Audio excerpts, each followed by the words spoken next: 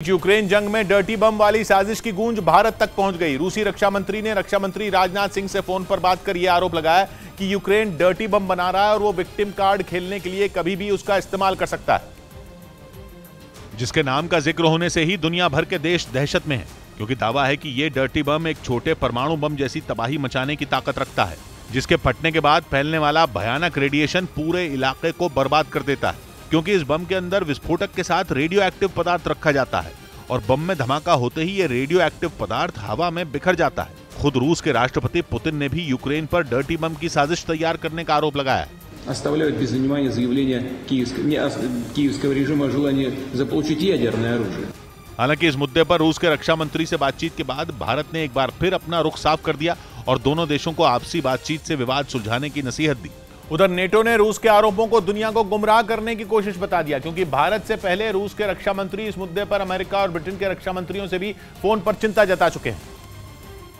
इसीलिए रूस के बदले तेवरों ने नेटो को हैरान कर दिया, क्योंकि ये वही पुतिन हैं जो पहले दिन से परमाणु हमले की धमकी देते आ रहे हैं। ऐसे में नेटो को आशंका है कि पुतिन अब यूक्रेन युद्ध को खत्म करने की कोशिश में है और वहां से निकलने से पहले यूक्रेन की जमीन पर जानबूझकर डर्टी बम फोड़ने की फिराक में है, ताकि उसका ठीकरा यूक्रेन पर फोड़ा जा सके। Russia often accuses others for what they intend to do themselves.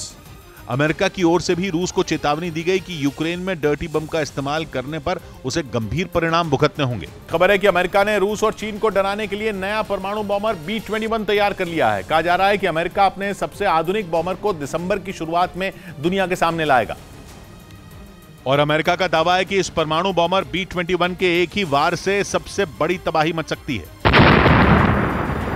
यानी उसका यह बॉमर रूस के साथ साथ चीन के लिए भी एक बड़ा खतरा बन सकता है, क्योंकि ये दोनों देश इन दिनों अमेरिका को आंखें दिखा रहे हैं।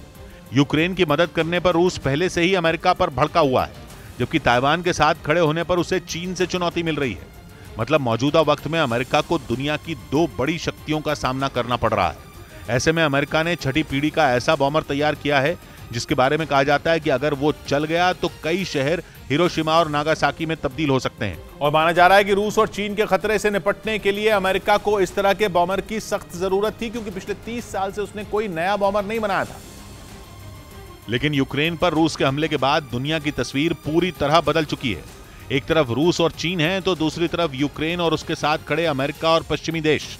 यानी अमेरिका के लिए यह वक्त बेहद चुनौती भरा है।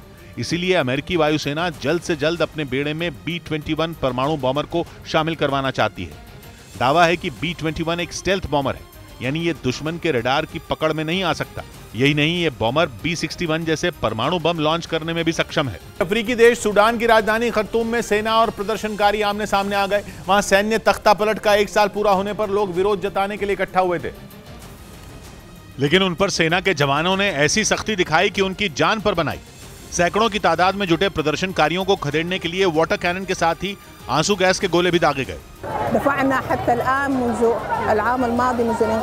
जानकारी के मुताबिक पिछले साल हुए सैन्य तख्तापलट से नाराज लोगों ने उसकी पहली बरसी पर एक रैली निकाली। प्रदर्शनकारियों ने आरोप लगाया कि सेना के हाथों में कमान आते ही सूडान की हालत खराब हो गई।